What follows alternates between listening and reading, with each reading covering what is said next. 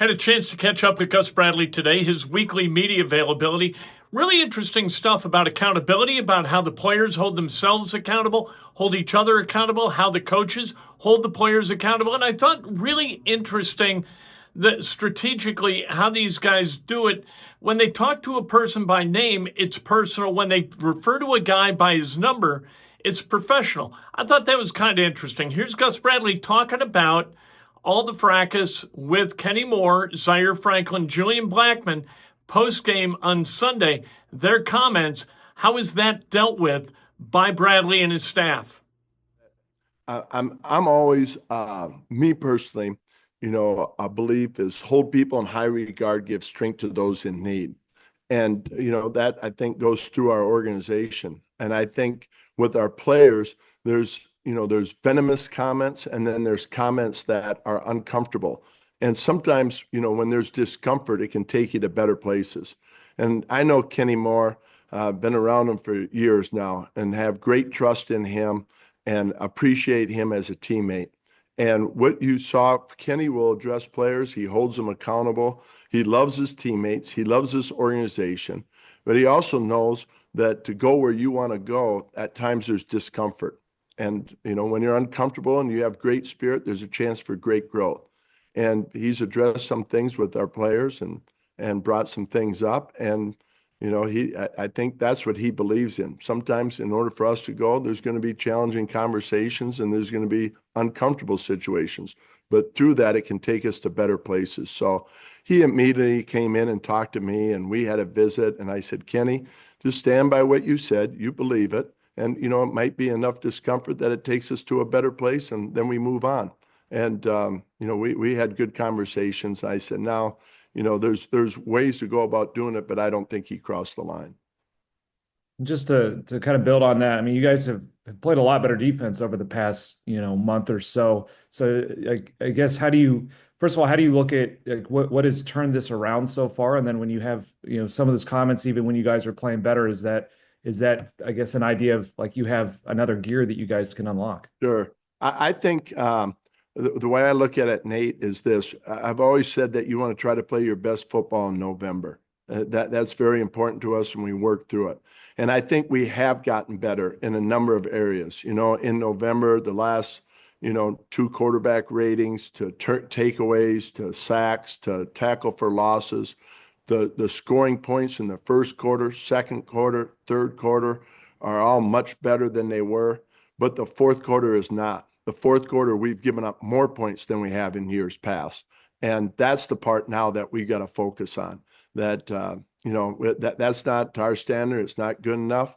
And so now it's just to direct our unit's attention to that we have to be better in the fourth quarter than the number of points that we're giving up. Joel? Gus, do you think some of the fourth quarter stuff is just how many plays you guys have faced? It's like 100. It's like 100 more than the offense at this point in the season. Right. Yeah. I think you look at, I think Kent asked last week, do you look at stats? Do you look at, when you're putting together? And those are some things that we look at. And you're right, Joel. It's been 100 and some plays more than what the average defense is playing in the league. So that's almost a game and a half.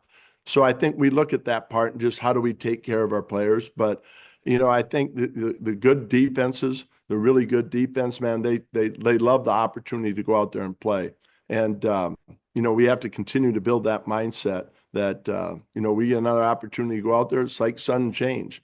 But you have to build that mentality to keep going out there and look at it as another opportunity to get the ball back for our offense. James? Gus, you've been in situations, obviously, as DC head coach, where things aren't going well, and you have to kind of stand there and believe what you believe and kind of rally the troops. So, how have you seen Shane just navigate this? Perhaps what could be just one of the more pivotal moments of his career. Sure, I think we mentioned this 2 weeks ago, right? Consistency breeds credibility, and I think what you can count on from Shane is Shane will challenge you. He will have you look at different things, look at different areas, ways we can improve. But he's very consistent when you come in the building. And when you have that consistency, it gives you the best chance of getting better. So that's what I appreciate about him. I know our players appreciate about that. When you are together and going after a common task, you have to have coaches that listen. And, there's open communication, and he's been all that and then some with our players and our coaching staff. And one follow up, how much does bluntness just help? Like I talk to players all the time about Shane. They're like, well, you never have to guess what he's thinking. I guess we do a little bit, but the players are always like, no, like what you see is what you get, what he says of you, he expects from you. So how have you seen that kind of play out? I think that's very true. I mean, you're not gonna sugarcoat it. He's gonna come in. Accountability is very a big important factor with Shane, and that's what our To Tell the Truth Monday is. The accountability issue. This isn't good enough. I'll tell you why we're not as successful as we need to be, and he'll point it out and lay it out for the whole team and the coaching staff to see, and it gives us great direction where we have to move on from that point on. Chap. That's a great transition with the team meeting and the accountability and all that. And what you said, Kenny, how he's blunt or honest, whatever the word you wanted to use. But when you get into defensive meetings, and I know you're not going to share what goes on, but is it, hey, you player A aren't doing this, you player C aren't doing this? Does it get personal in these meetings just so that there is accountability? It's kind of like this, Chappie. I would say, if you came into our meetings, there's the good, right? Hey, let's continue to do these good things. We're building on this. Hey, we're getting takeaways. Continue that mindset of getting the ball.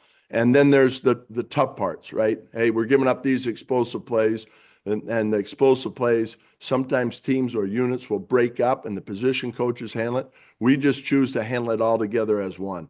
We're going to point out the explosive plays, the bad plays, and sometimes it's not, for example, not to personalize it. And this sometimes is a philosophy. It's like, example would be, hey, Zaire Franklin, I love you, but 44 is not good enough right here.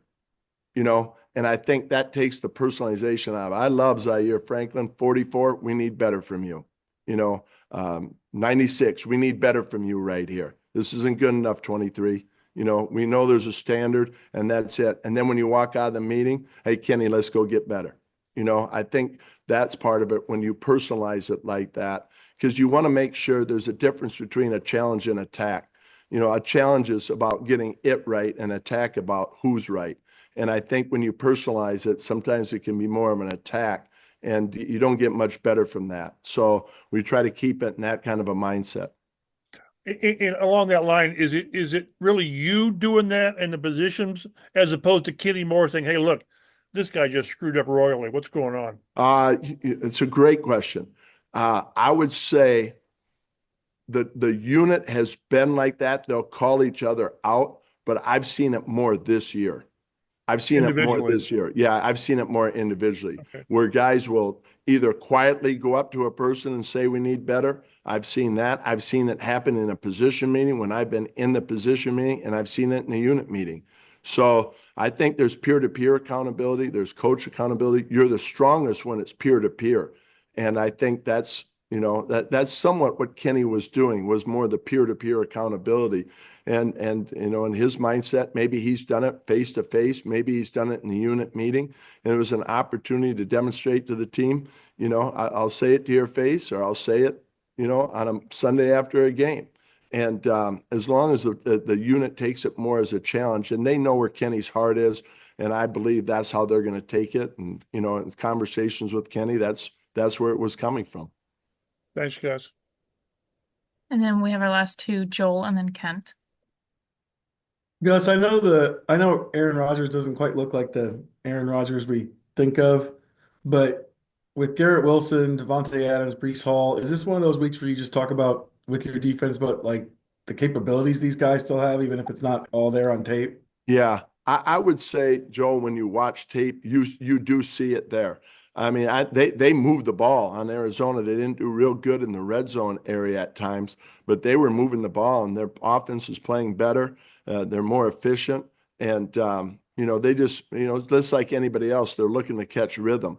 So, we see a lot of the same quality, Aaron's had in his past. He can make the throws, good at the line of scrimmage, checking in and out, and, the weapons outside, especially now with Devontae, makes it even more challenging. So there's a lot of similarities, a lot of plays where you could put together, and you would look at those plays after watching them and say, boy, there's not much of a difference. So, I think they're looking to try to catch a rhythm just like we are.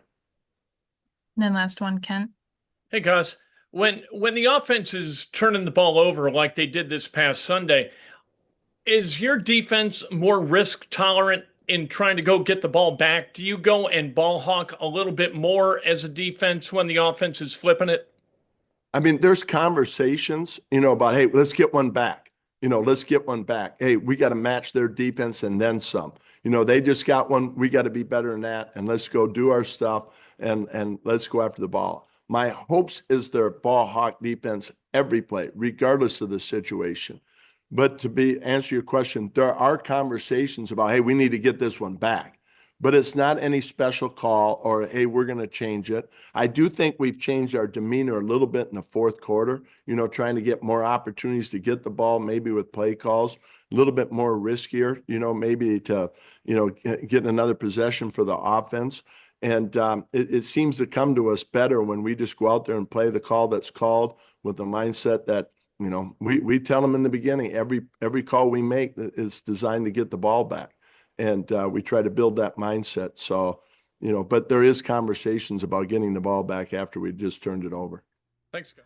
That's Gus Bradley. I had to talk a little bit of football, right? Had to get kind of the perspective of a guy who's a defensive coordinator of a team where the offense turns it over on the regular. You got an offense turns the ball over 4 times. You got to go get the football. Do you? And he answered the question, but do you kind of change the way you attack? And do you become a little less risk averse in guys going after the football?